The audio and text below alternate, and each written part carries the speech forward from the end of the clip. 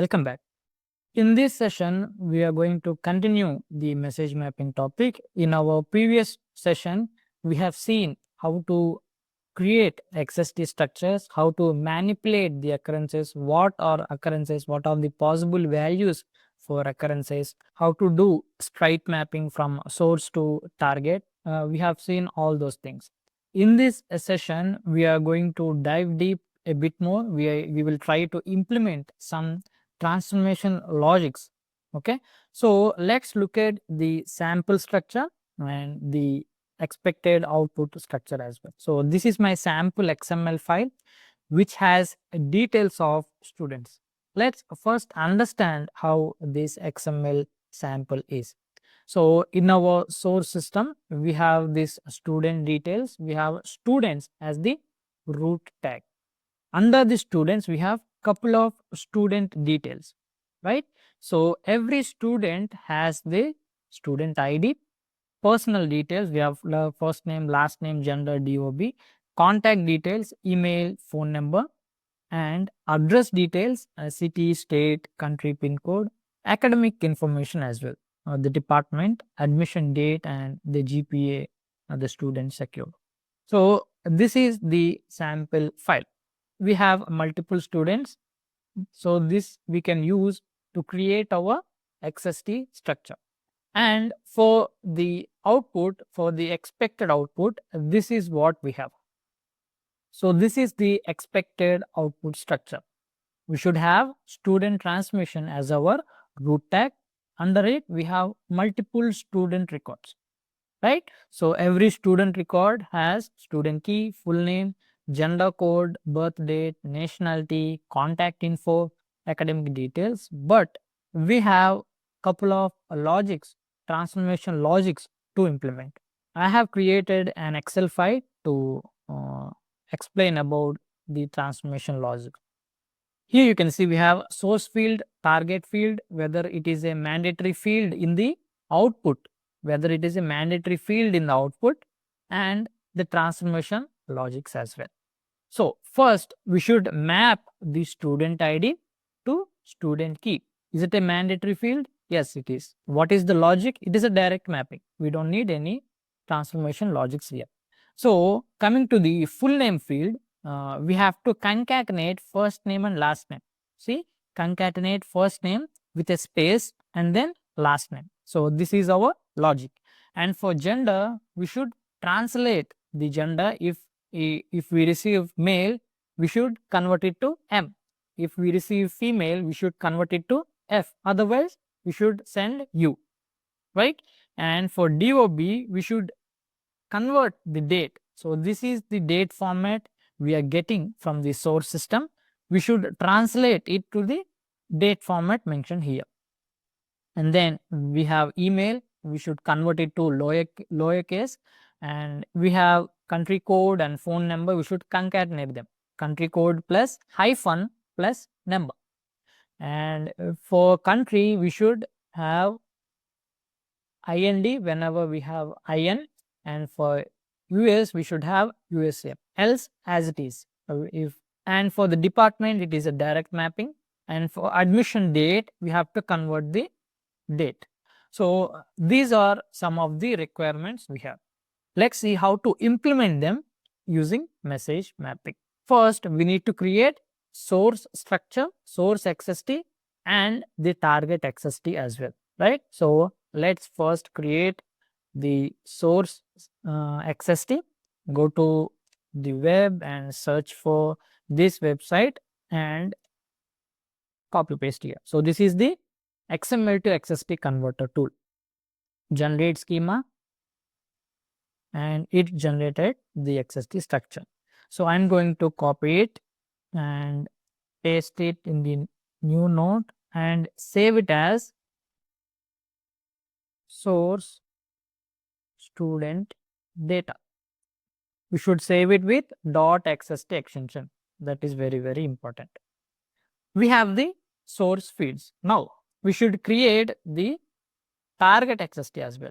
I'm going to copy this sample target file and paste it here. Generate scheme. Now we have the target XST. First copy this and paste it here. Save it as an XST file. I am going to say target underscore student data dot XST. We have saved this file with .xst extension. But if you observe the mapping, we have couple of mandatory fields and couple of non-mandatory fields as well. So we should maintain these occurrences in our XST. We should tell the message mapping this is not a mandatory target field.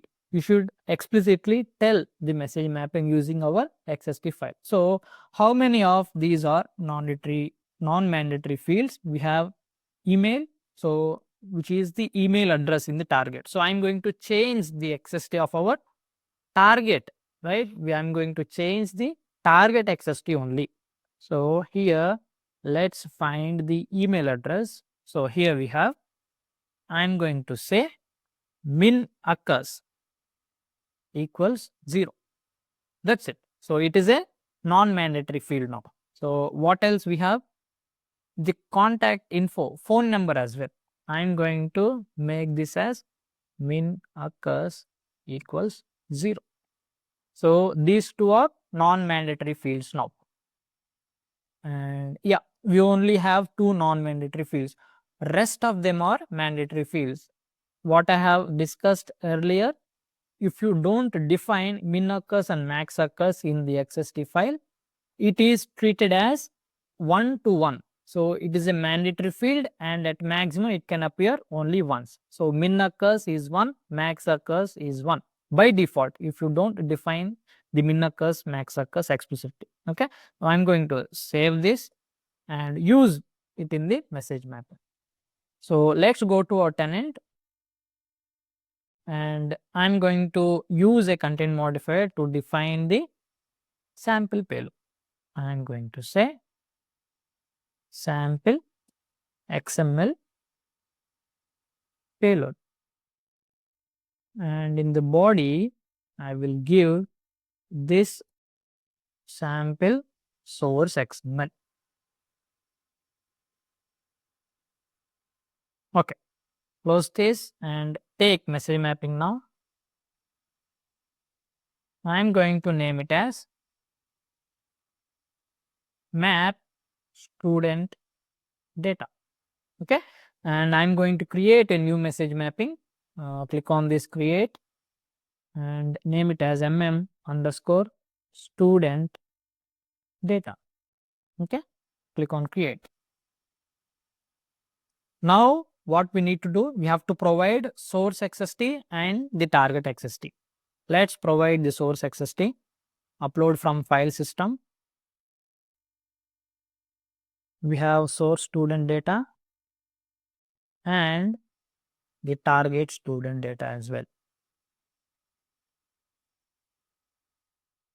Okay, so first let's observe the occurrences.